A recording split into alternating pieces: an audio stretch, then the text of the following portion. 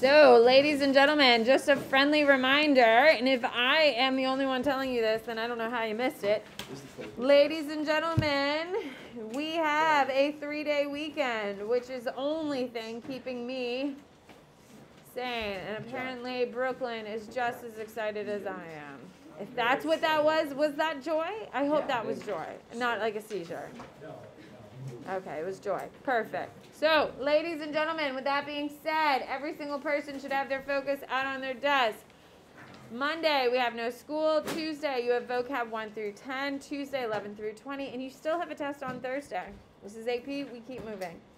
So, with that being said, your focus this week is longer. Yes. Cool, David. You are not doing great. With that being said, David, we are in APGov. Yes, so we're in this box. We're in week 4, which comes after week 3, so they're right here. Okay. So, your focus is worth 20 points this week because you actually have to put a little bit more effort. When you have to do more, you get more. That's how it works. Now, what I would like you to do is take a gander up here. Open your focus to the second page.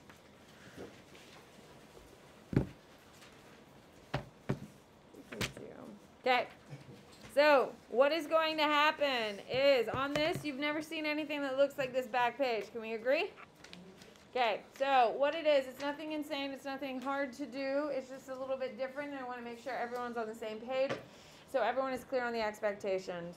What you are going to do is you're going to open up your book to the pages that's on your scope and sequence. For instance, I'm looking at page 78, which is in this week's unit. You will see that there are red subheadings: Fifth Amendment, self-incrimination, and double jeopardy. If you look on the page, it says self-incrimination and double jeopardy. There you go. So, as you'll see, I don't need you to write down Fifth Amendment because it's in the heading.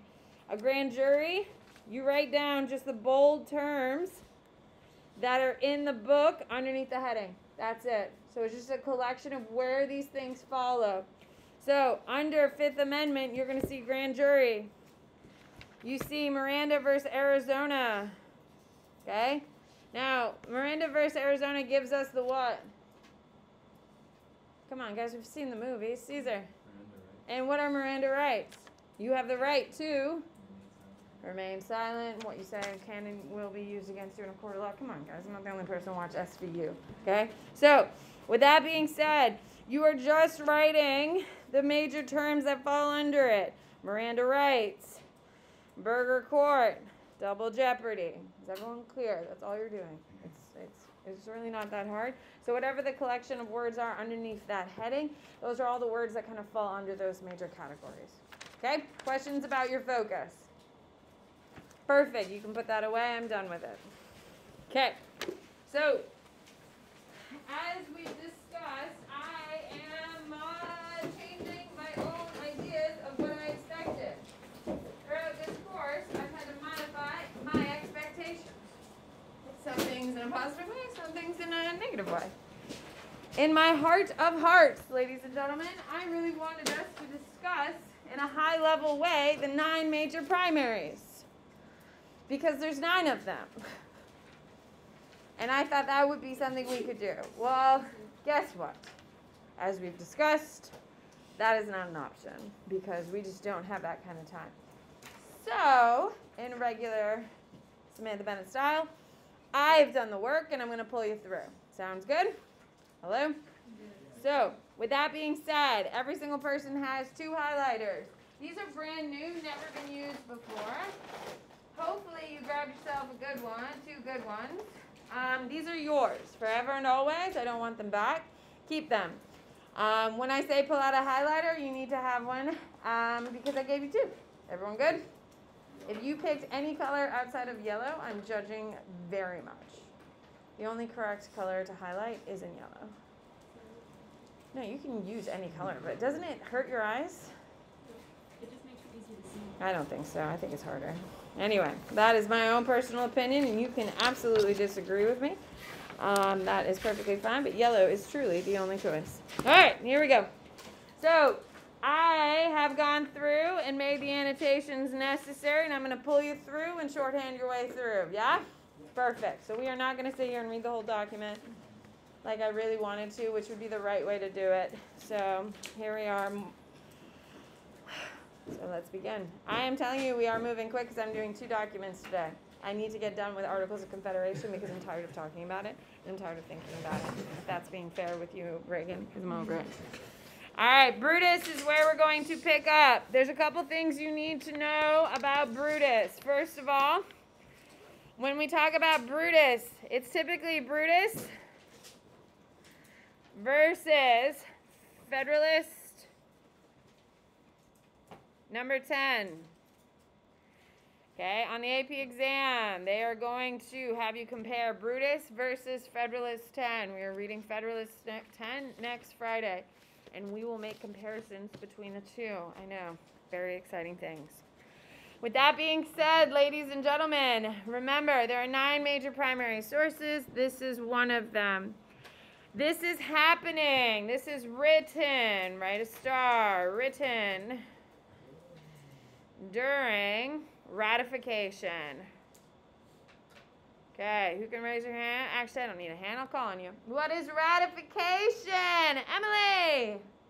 Like the process to get the document. Yes! Okay, so they already wrote what document?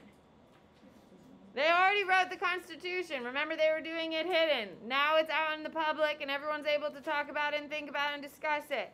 So they're talking about it, discussing it, so people can decide if they want to vote for it or not vote for it. Yes? That's where we are.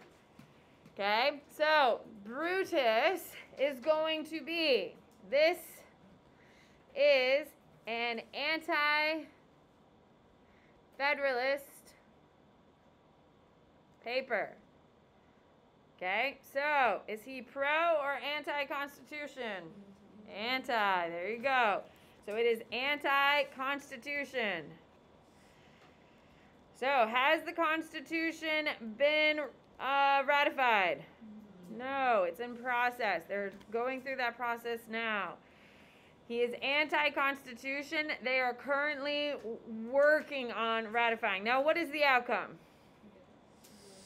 There you go. It will be ratified. However, this is coming out. Sorry, I forgot to finish my thought here. It's been a long day. Okay, so it is written during ratification of Constitution. So if it's during ratification, ratification has not happened yet. So people could sign it into law or not sign it into law. Keep that in mind. Okay, a couple things you need to know about this document before you get too far. Brutus is a pen name. What is a pen name? What's a pen name, Ford? Yeah, they don't want to come out. Now, who are some famous pen writers that you should know who are pro-Constitution? They didn't sign their documents, and there's 3 of them. James Madison, our favorite singing politician, Hamilton, and John Jay. They sign all their papers, the Federalist. Yes? Okay, so we're going to read our first one next Thursday. It's a pen name, okay? The original, Brutus, was Roman and killed Julius Caesar, parentheses, who led a powerful central government. Okay, so whoever the guy is, and we're not actually 100% sure who the person is. I say it's a dude because who's the only people getting educated this time? Men. Very few women have the time because, you know, sexism. But that's a whole other problem for another day. Okay, so it's probably a dude. We haven't narrowed down historically to 2 people, but we're not 100% sure, which is why you don't need to know who it is because history doesn't know exactly who it is. Okay, so Brutus is the pen name. So he, in real life, the Roman Brutus killed the Julius Caesar, who led a powerful centralized government. So this Brutus thinks he's going to end the ratification of what document? Yes, he thinks his arguments are going to end the ratification of the Constitution. That they're that good. Honestly, they're pretty damn good. And honestly, it is going to cause a lot of problems for people like James Madison, and Hamilton. However, he's obviously going to lose. Now, these were written in newspapers. You need to know that. So they're trying to influence the people. They are letters to the public to try to influence them. It's the same thing with the Federalist Papers. They're written in the newspaper. So, from this one response from Brutus, Hamilton writes 5 essays about it and publishes all those essays in the newspaper.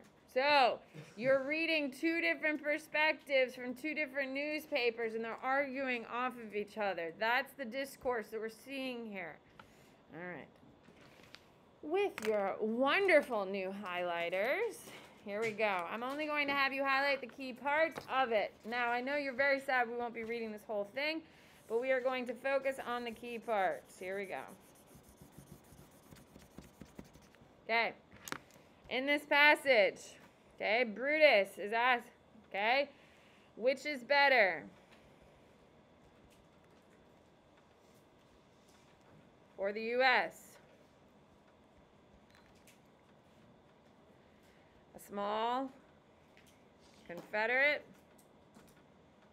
government, or one big centralized government? Okay, so this whole essay is what is better for the U.S., a small Confederate government or one big centralized government?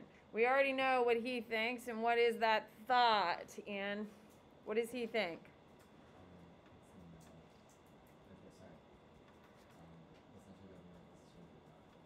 The central or the state governments? There you go. Confederate is better, is what he is going to argue. Now, history is going to prove him wrong, but he's going to argue that the Confederate is better. Yes, sir? He is Brutus. Okay, because the title of it is Brutus 1. So Brutus, throughout this whole essay, is going to argue that the Confederacy is better. And he makes some damn good arguments. David? Yeah, we don't know who exactly he is. We think he's just a really wealthy New York merchant. So there's 2 names that are tied to it, and both of them are wealthy New York merchants. All right, so the next big heading, highlighting, it appears from. You're going to highlight that to the bottom. And then you're going to highlight the next couple of tops. The next couple on the other side. Okay. So, just a little blip on the top. In this section, Brutus is talking about things Brutus hates.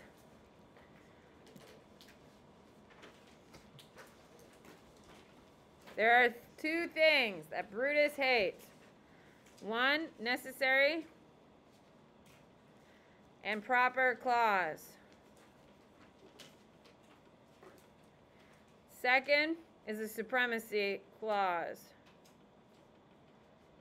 So he is building a really beautiful argument in this piece, okay, about why things are wrong and why you should want the Confederacy and not give up all your powers to a centralized government. And honestly, it's like really good. Okay. The next part that he is really going for, all that is reserved. All that is reserved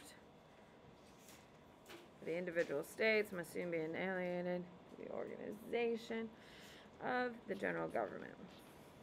Okay. So, from this piece, he is arguing, okay, by creating a centralized government who has access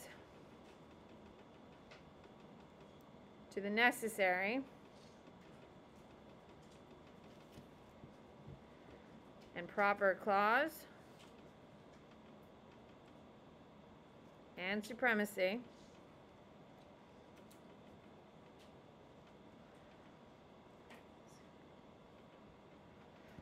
that state governments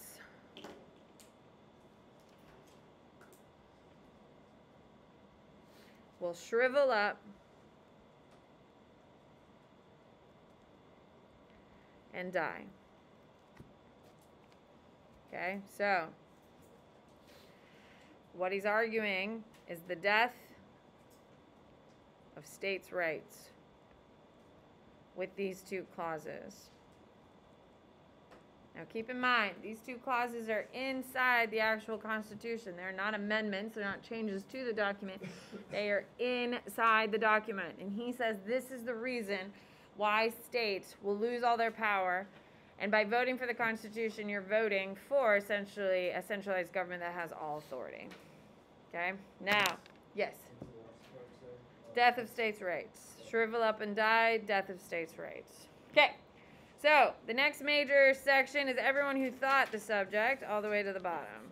Now, I would love for you to read the whole document, especially all my highlighted places, and see the nuance of the argument in which he makes. Are you going to do that? I didn't think so either. But if you wanted to, Brennan, isn't it nice to know exactly where these arguments are coming from? Yep, see, that's nice. All right. So, from this section, which is one of the most famous sections, not the most, but second most, it is any government. He is arguing that any government that exists can only collect small amounts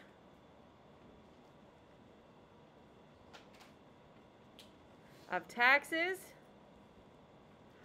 or the citizens will rebel. Ladies and gentlemen, is that a true statement or wrong? Did we literally fight over taxes? Yes, we literally did. If Biden right now came out and said, I'm going to increase everyone's taxes by 20%, what do you think the American people are going to do? They're going to burn this place down. Absolutely. First of all, he's very unpopular right now. Second of all, 20% increase of taxes would be the largest increase in the history of taxes. So, it would be a huge deal, and the United States would happily pick up their guns and go marching off to war. Yes? Okay. So, it would cause a huge problem. So, if the federal government taxes, how will states tax and not burden the people so they rebel? Okay, so the question he's asking here, if the federal government is going to get power to tax, they're obviously going to tax as much as they can to make as much money. Yes? Makes logic sense. States also have to collect taxes so state governments can function. Yes? So if federal government's going to tax as much as they possibly can and get away with it, and state governments have to tax something in order to function, he's saying what's eventually going to happen? Rebellion's going to have to occur because everyone is taxing and the people are going to get pissed. So this process, this constitution, according to Brutus, is going to fail because everyone's going to be overtaxed and people are going to push. That is the big problem that he is arguing in this case, and it does make sense. Keep in mind, this is being written before the Constitution is actually law. So are these fears genuine fears? Isn't that a damn good argument? Because now in 2022, with over 200-something years of it being in purpose and in power, we know it's not going to happen. However, if you were about to sign a document to see, wouldn't that be a big concern? Yeah. That would be one of the biggest. Now, you also need to know he makes a similar argument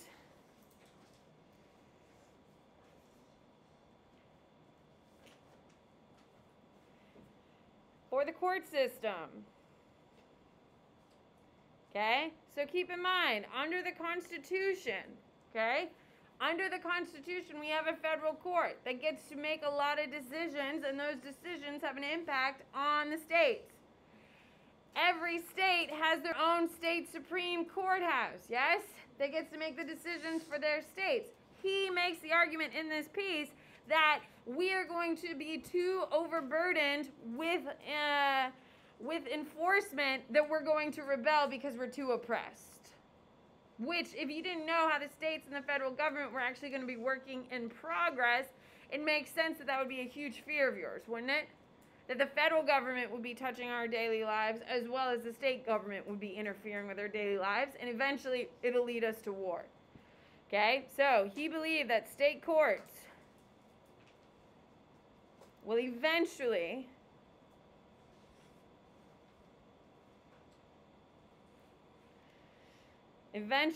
be rendered unnecessary, because he thought that the Supreme Court would just take over all of it. Now, today in 2022, is that the case? No. The Supreme Court deals with all the lower stuff. The state Supreme Court deals with all the lower stuff and the criminality, while the big one. Okay, so he makes two arguments in the first piece. One about taxes, one about court systems. His final argument is the size of the nation is too big for a republic. That is his final argument, that the actual size and population mass is too big. And he pulls out the big guns right away with Montesquieu. Montesquieu is one of the biggest what? Enlightenment thinkers and one of the most influential people in the United States. Montesquieu literally says it is natural to a republic to only have a small territory. Otherwise, it cannot long subsist. So, like, that's a pretty good call up to a friend. Okay, so when we're looking at this, it is pulling through because of how big the U.S. is. A republic cannot last. So, the population is too big, and the actual size and scope of the United States is too big. Keep in mind, this is being written in 1789. So, how big were we? Yeah, we are significantly smaller than we are there, but we didn't have the technology as well, so it did seem pretty damn big. Okay, the next major part is down here. Now, I know you're going to go home and read this with great enthusiasm, but this is one of the most famous parts of it. Okay? He is arguing here that the U.S. being so big, how could politicians keep their fingers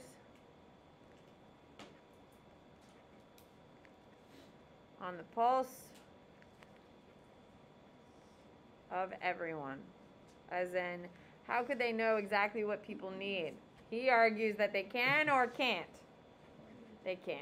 Because remember, he's anti-republic. Okay? So, in this piece, he's talking about how if the country is so big, how could politicians actually know all their constituents and all the people they work for and the needs of their people? It'll just become a blind system, which is a good argument. But, of course, we know that our politicians have evolved, and now they're on TikTok and Instagram and all other social media in order to interact with us. So, praise be. What's up? It says they can't. His argument is that politicians keep their fingers on the pulse of everyone, and Brutus is saying that they just can't because it's too big and too many people. All right. And then finally, the last major section that we need is the confidence in which people have in their rulers. And a free republic arises from them knowing them, They're believing that being responsible for their conduct and power. Now, ladies and gentlemen, this is the most famous passage right here. Okay.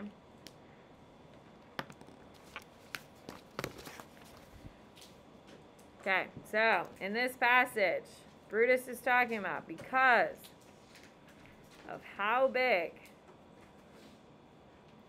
our size and population are, our politicians and citizens will be uneducated.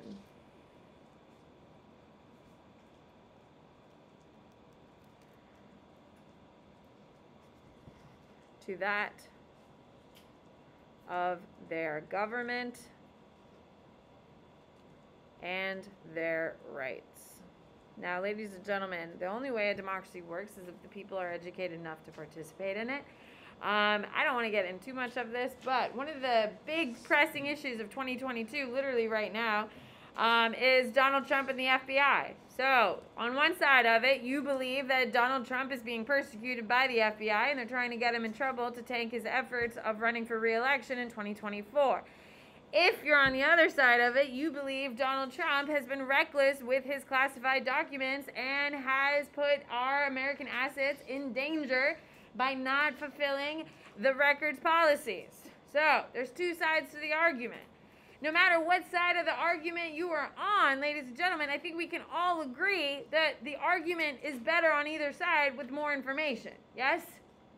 So if you are arguing that Donald Trump is a victim here and the FBI are setting him up to fail, then you want more information of how the FBI is doing this, right? And why they're doing it. What are the motives behind it? If you are on the side saying that Donald Trump has been reckless with his classified documents, then you want to know, why is he being reckless with his classified documents? Is he trying to make money off of it? Is it just a lapse of judgment? What is the motivation here? That is what we're talking about here. That was Brutus's biggest fear, that because the United States is so big, people will stop caring and become uneducated. And if the people become uneducated, who begins to abuse the power? The government. And that's his big fear. Yes, ma'am? Seriously, I thought you were going to ask me like a good question.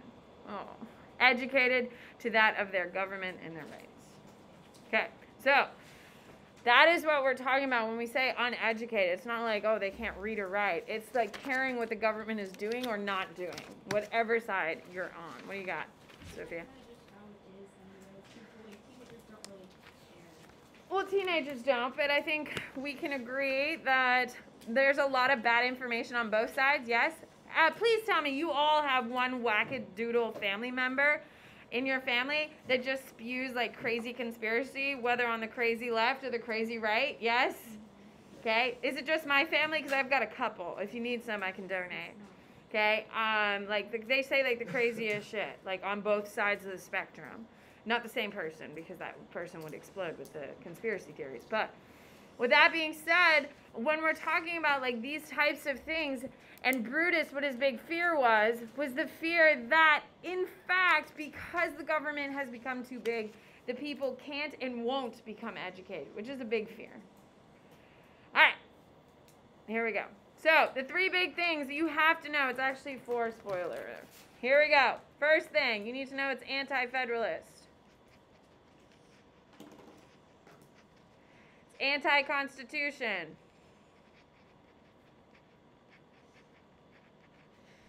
And believed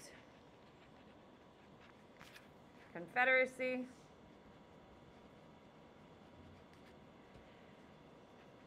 was a better option.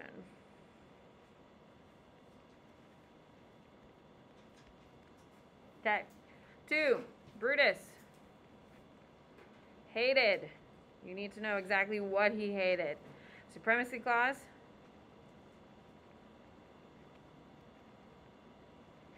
And necessary and proper clause. Because they would force states' rights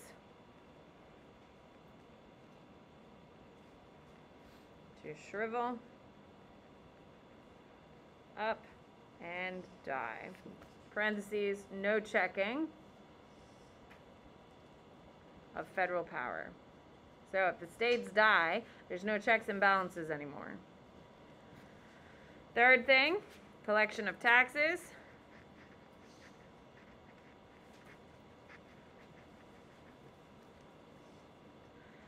Will start the decline of states' rights.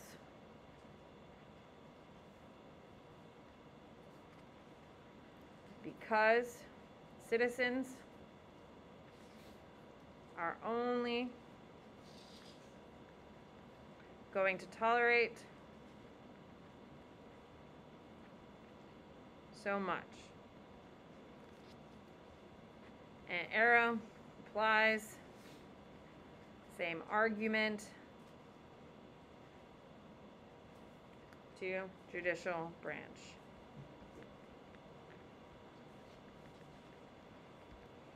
And finally, number 4, it's an important document. Believes that the size of U.S. and its population means a republic is impossible.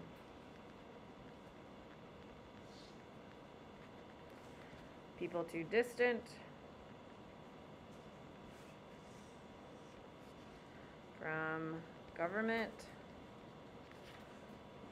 politicians too far from constituents. What's a constituent? What's a constituent? Oh gosh. Okay, so we have local politicians. For instance, who's our mayor? Jane Castor. We are Jane Castor's constituents because Jane Castor works for us. Yeah. So if we are under their guidance, so technically we are constituents of who in a federal way? Joe Biden. Joe Biden's our president, so we are his constituents, but you don't typically say it that way because that would be weird. It's usually referred to as state or local. Okay? So constituents are people who fall under the, not control, but under the leadership of certain politicians.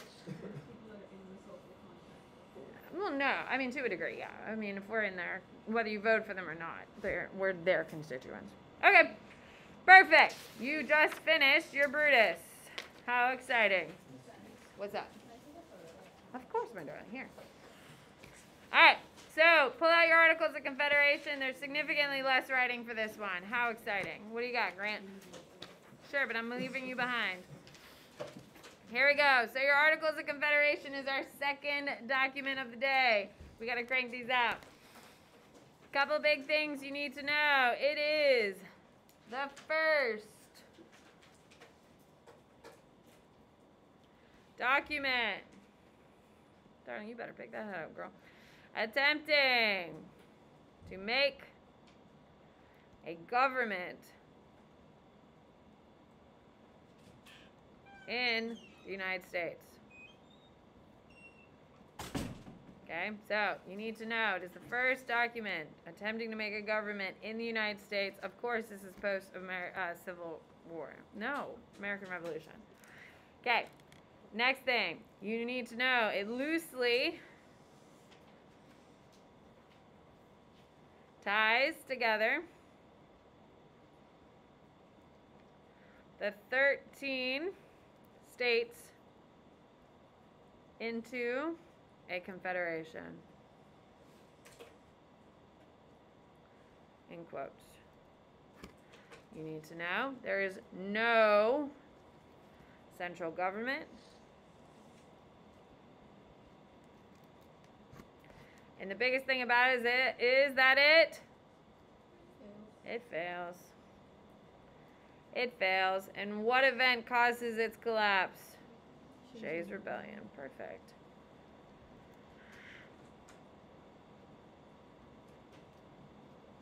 Okay. Now, Also, another note, the AOC, or Articles of Confederation and Constitution, have very similar formatting. Why? Think about it logically. It makes perfect sense. Why do you think they have similar formatting, Jack? Yeah. It's the same group of people writing both. It's the same group. All right, here we go. So, with your highlighter, a couple things that I want you to know. You need to know it's the Articles of Confederation that coins the term the United States of America. Oh, sorry. You need to know that the reason why we are called the United States of America is because of what document? Articles of Confederation, which is about a bunch of states that get united. See what we did there? Yeah, that's how we have it. We like the term United States, and we really wanted to keep this whole states have power thing, which is why when the Constitution came around, we kept United States. Even though we're not just United States, we have a united centralizing government now. Anyway, that's why you have it. Okay, freedom of speech, debate, all of that stuff. Okay, you need to know that this will become the justification of the Bill of Rights. This little blurb right here will be something that the anti-federalists really hold on to, and that is for their justification for the Bill of Rights. Will that come to fruition? Of course. They're going to pull that through to the Constitution. Okay, flip it.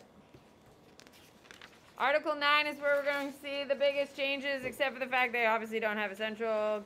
The biggest change from this document to the next and how it formed. So, Article 9 is about Congress.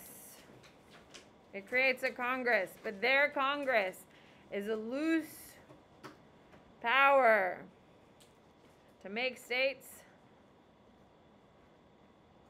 do anything. They can't. They have a loose power. They can't make states do anything. So all they do is what? All they do is talk to each other. It's a place for discussion without authority.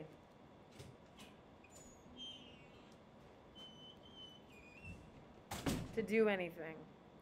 So they can sit there and talk for weeks and weeks and weeks, and they can literally leave and nothing got done. Is that infuriating or wonderful? It's incredibly infuriating, okay? And that's the big problem. This is what's going to make politicians very annoyed with this process. Flip it over. You need to know that this document creates the foundation for the Constitution.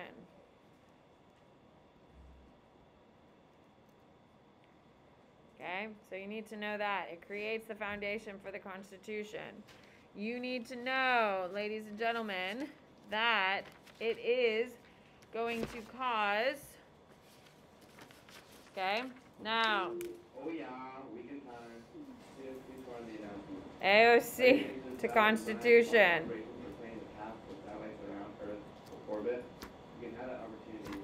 Okay, major changes between the two documents. Stay safe over the weekend. At this time, here's the announcement. Okay, 1, centralized government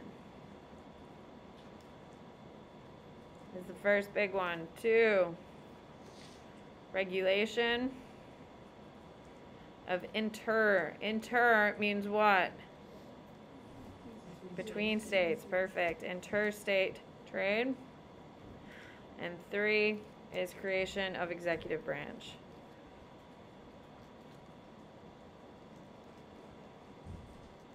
Perfect. Those are your 3 big changes. All right, and then we just have something quick to write in the bottom ones, and we're good to go. Okay, so first thing you need to know, it's the first document. It's pretty short, it's not that bad. First document attempting to set up a government in the U.S. And you need to know it fails. Okay, there's no centralized government, which means no quick action. No quick decisions. And no authority to pull states together.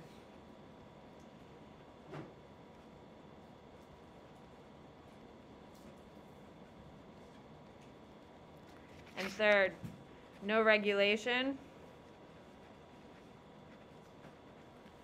of interstate trade,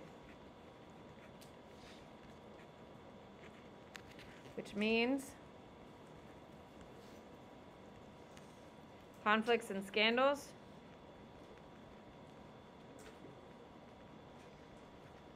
arise between states, causing conflict. Oh, thank God. Okay, done.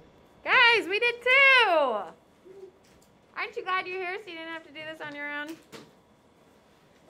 Now, we're not really thrilled to be here, but how exciting. Yes, Caesar!